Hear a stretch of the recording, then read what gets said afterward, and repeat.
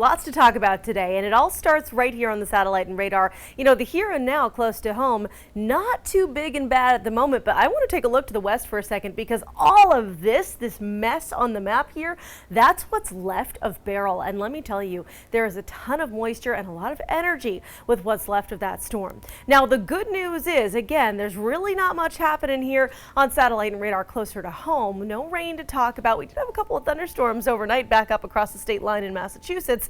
But that's all she wrote for now. That said, the moisture from Beryl is going to impact us a little bit. Let me explain in just a second, but I want to start with the here and now. Again, current temperatures looking into the 70s this morning. It's a really warm trend we've been seeing, and a muggy one as well. Today is no different. We've got those air temperatures at 74 degrees right now in Providence, Smithfield at 73, looking back toward Taunton at 77 already. We should be in the mid-60s this time of year, but wait, there's more. Let's talk about the afternoon where temperatures increase. You can see Providence with a high temperature of 86 today, 80 in Newport, Westerly 81 and 84 in New Bedford. I will say the coast is the place to be today. It's going to be considerably cooler than what you're going to get inland, but either way, you're going to deal with the humidity. The dew point temperatures, this is one of the ways that as meteorologists we measure the moisture in the air, and when these dew point temperatures, when they're up in the 70s, think about New Orleans or Florida or perhaps the Bahamas. That's the feeling you're going to get outside, that air you can wear.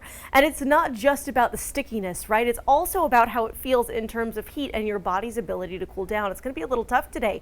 It's going to feel like it's more like, let's say, 95, 96 degrees with the heat and humidity combined. That's why, once again, we are back in this heat advisory through 8 p.m. this evening, not just in Rhode Island, but in Massachusetts and eastern Connecticut as well. Now, I do want to get into what's left of Beryl once again, because again, while it's not really going to impact us in a big bad way here in Rhode Island, it is going to do a doozy for New England and looking into upstate New York as well. You can see the SPC, the Storm Prediction Center, has put multiple layers of risk here, starting with the marginal risk in green that does stretch into central and parts of eastern Massachusetts, into Connecticut, and is just trying to brush parts of northern Rhode Island.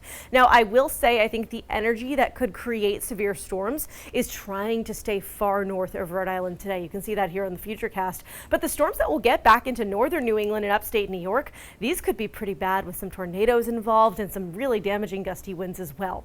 Now, we do see the chance of thunderstorms go up a little bit at the end of the week here for us back in Rhode Island. Not looking at severe weather, that's the good news, but again, you want to be careful with a rumble of thunder back in the forecast as we get to Saturday, and we're back into the heat Sunday, Monday, and Tuesday.